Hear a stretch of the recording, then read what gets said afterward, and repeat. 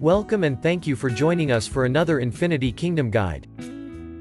This build is an extremely solid water build and the only water build able to kill holy setups.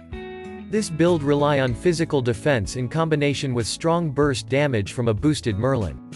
We abuse the fact that Merlin's ultimate ability is heavily overtuned, especially once paired with DIDO's 50% chill damage buff. Merlin deals so much damage, that you can run 3 utility, support immortals with him. No other setup works this well without at least 2 damage dealers. But with Merlin you can comfortably run Ramses and Attila for survival and control and DIDO for survival and additional damage boost. This makes this build extremely tanky while maintaining high damage. This is the only setup in the game that can kill holy even at a power disadvantage without wounds. So, how does it work? Merlin is obvious in any water setup, because of how strong his ultimate ability is in sheer numbers. The real center of attention for this setup is DIDO. We are running DIDO in this team, because she provides a crazy amount of physical defense to the team.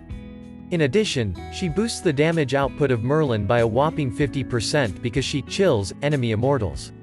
Chill furthermore adds more defense since it also reduces attack speed by a massive 20%. Do you begin to see where this is going? Massive physical defense and reduced attack speed?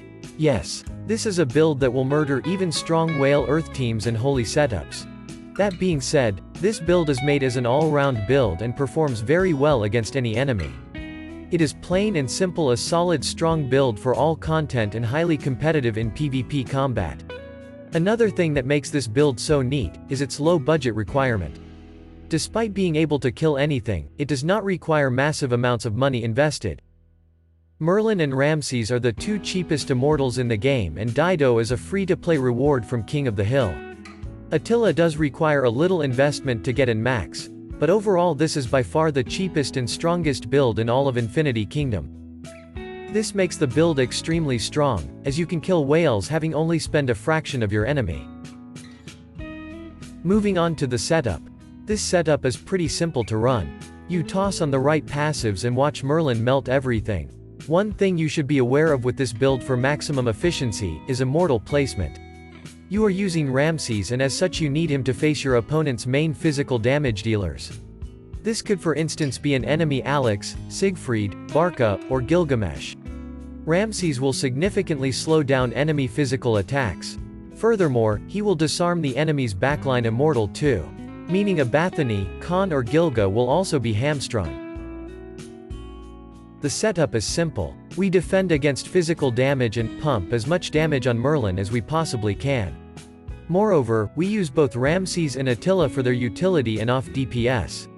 Most important part of this setup is doing everything we can to maintain high troop count on Merlin. We use Attila for what he is best at, controlling the battlefield while dealing pretty solid damage. Moreover, if you are able to get his unique artifact, you can boost the damage taken by your enemies by an additional 15%. If you are able to unlock and max Ragnar, you want to get him and replace Attila. Ragnar is a seasonal reward from server versus server conquest.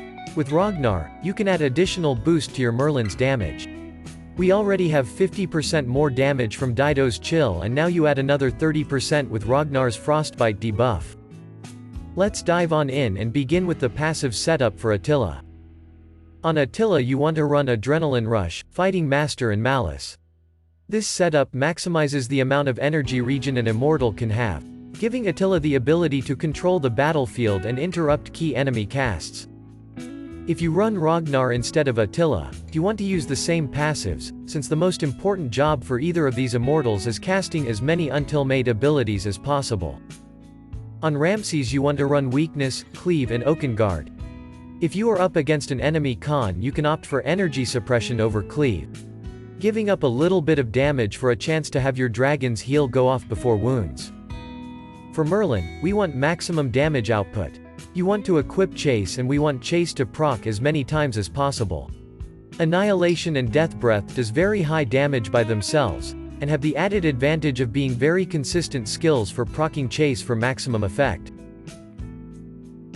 If you are below VIP level 13, you do not have the Immortal base crit buff.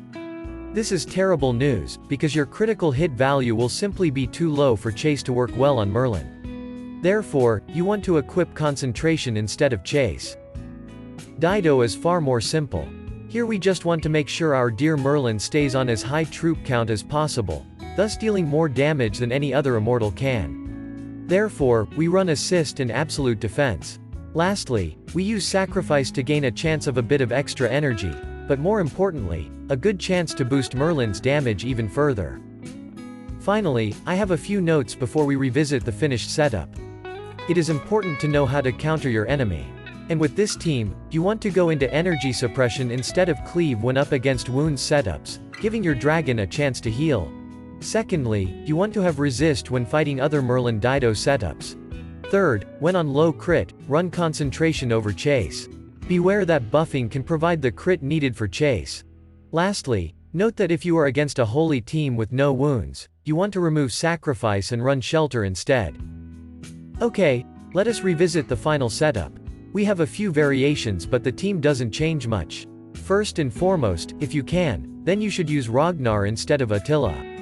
Same passives apply. Secondly, if below VIP 13, use concentration on Merlin instead of chase, or maintain crit buffs for all important fights. Alrighty, that was it for this guide on Merlin DIDO Water.